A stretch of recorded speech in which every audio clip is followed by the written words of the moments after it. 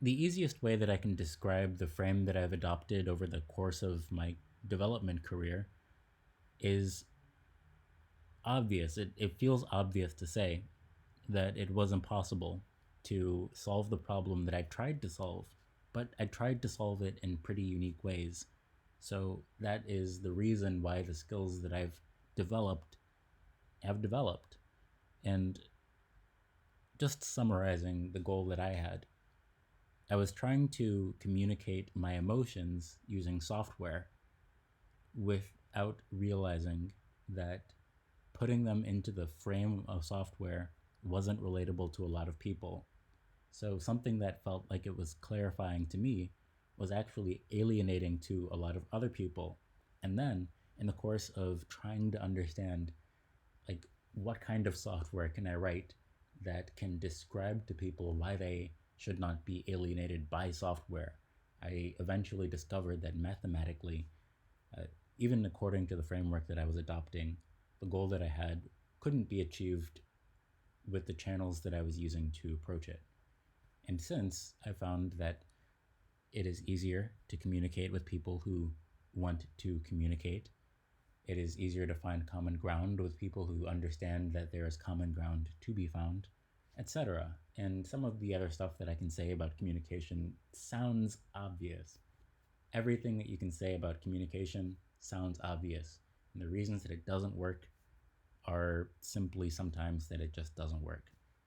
Um, but what you can do is be optimistic and understand the energy that you have for the channels that you have access to and place your energy in the spaces and the ways that bring harmony to the world.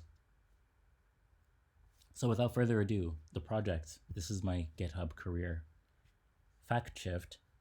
There are a lot more repositories. I think that I have 50 repositories on my GitHub, but these are the main ones that I think communicate my focus and intent. 8 years ago, I was working on a project called Fact Shift. The idea was to make education more accessible by being a better version of Wikipedia or Paul's online notes.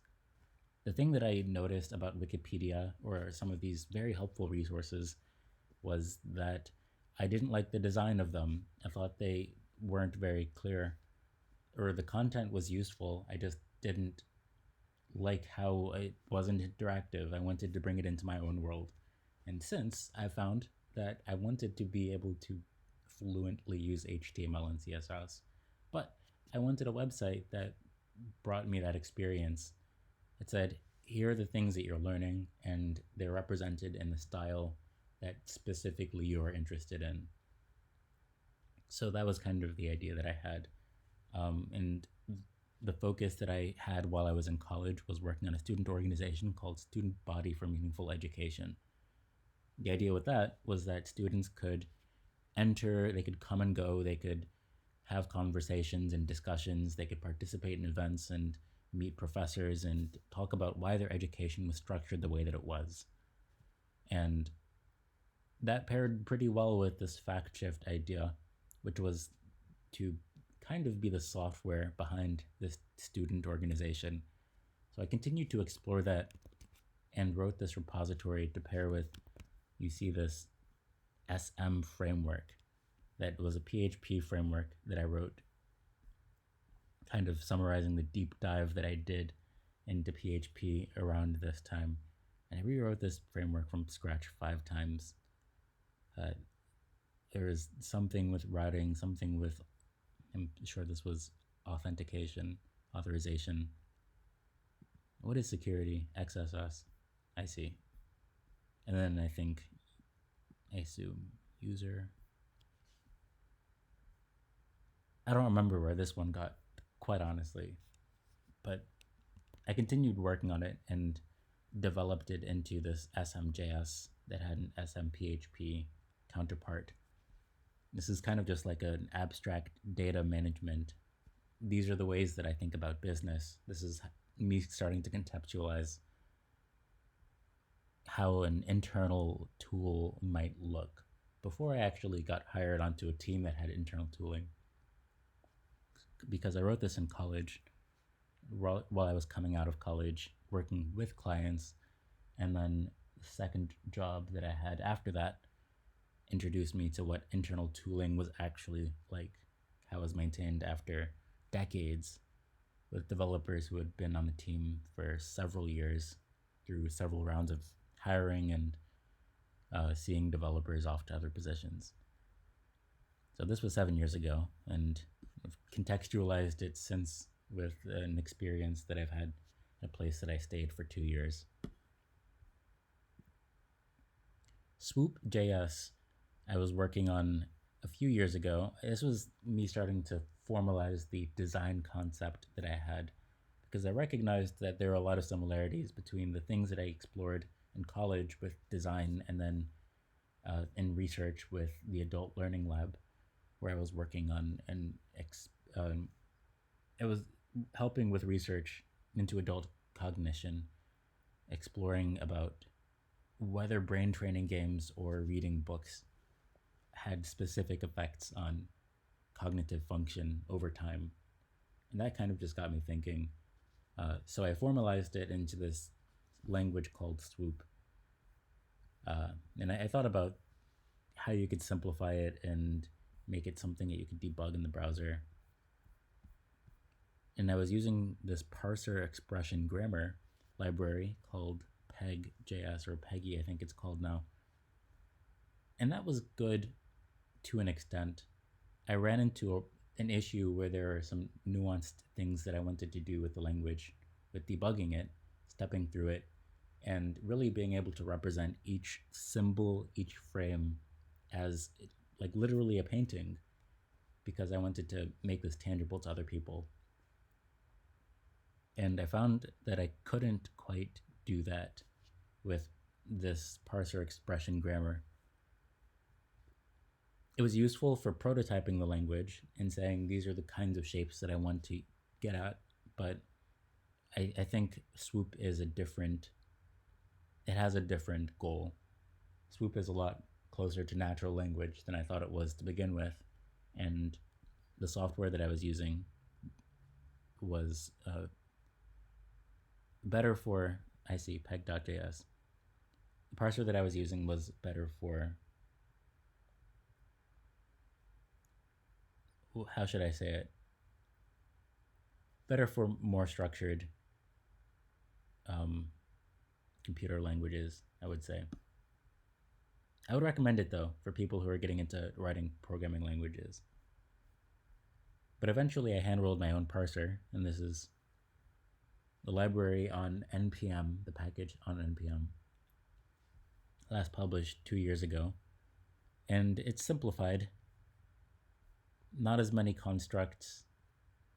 I don't go into as much detail in this particular README. Let's see. Yeah. And I actually implemented this in the D3v7 package, which is actually the code base for factshift.com.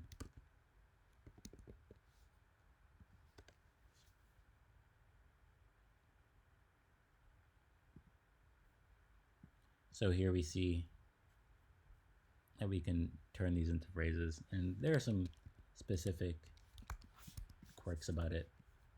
If I do something.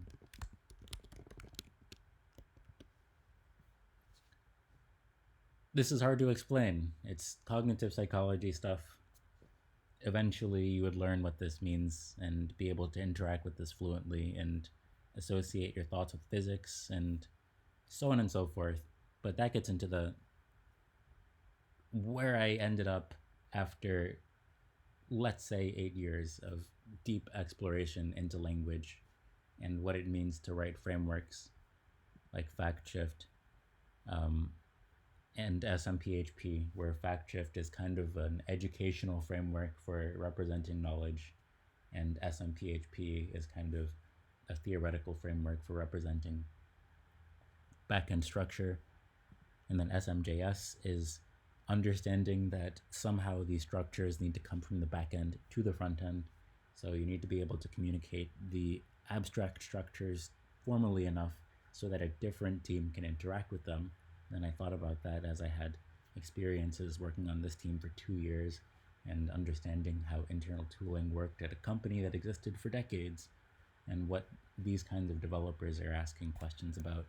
And then I continue to think about this with a package called Swoop.js, which is a grammar and parser and runtime for excuse me, which is the grammar parser and runtime.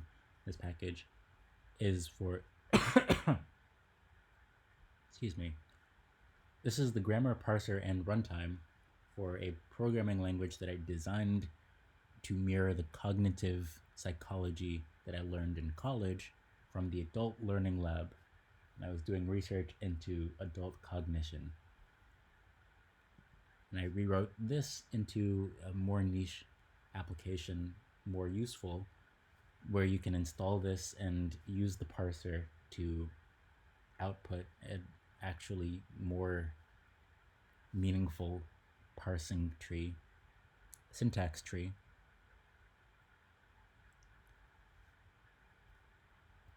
And it's published on NPM. This is the GitHub repository, and this was also integrated into factshift.com. This entire video was unscripted, and I recognized that I ran out of steam at the end. There are ways that I can script this and turn this into more of a presentation, but I kind of just wanted to show you how I conceptualize things.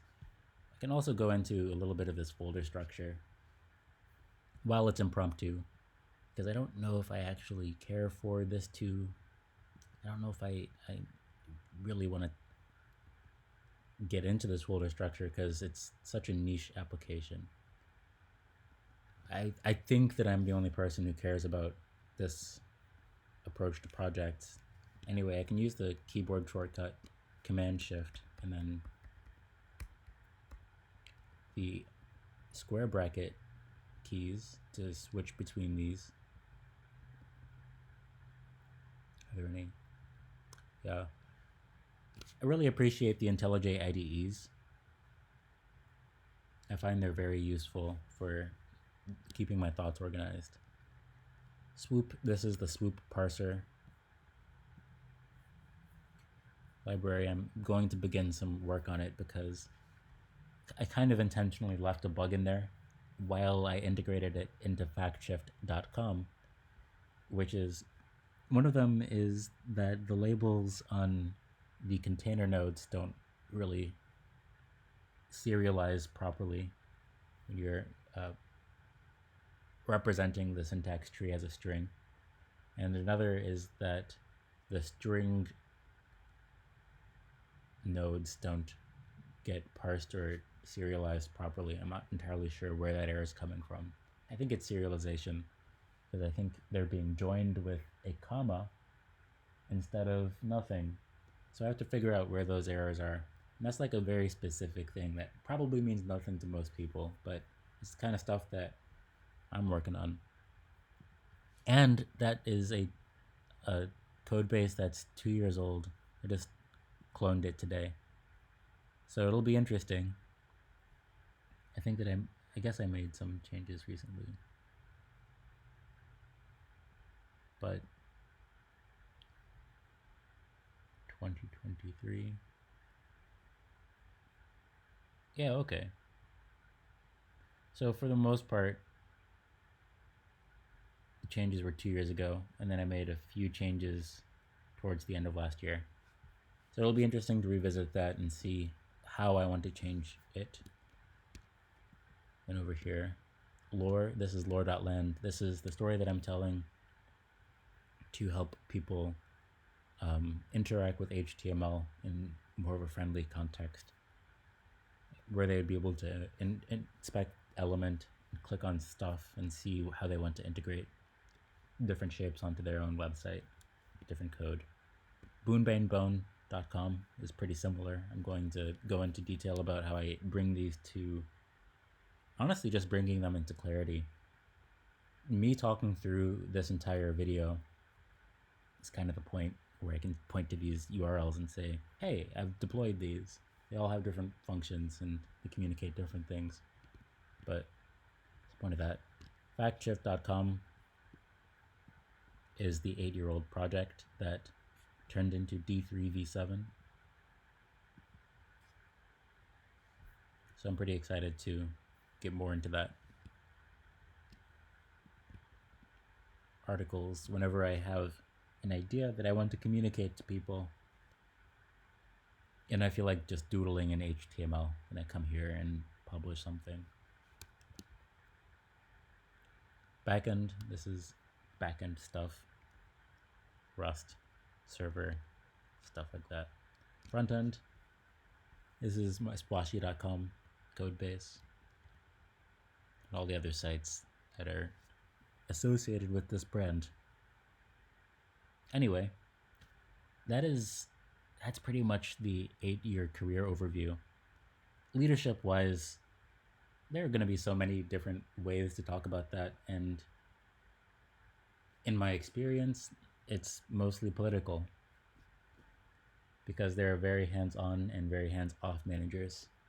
Sometimes they have not necessarily considered why they've chosen, which style they've chosen. And so ultimately, being able to manage multiple projects and communicate the utility of them is something that I would hope is true from the people that I work with in general, but that is a skill that can be developed over time. And if it is somebody's specific function to develop that amongst their team members, then they could be in a developer experience role. They wouldn't necessarily be a leader, but they would be kind of providing the fluid, the lubrication behind specific components. So ultimately, it is, I don't know, like recognizing the different strengths of each person, etc., etc.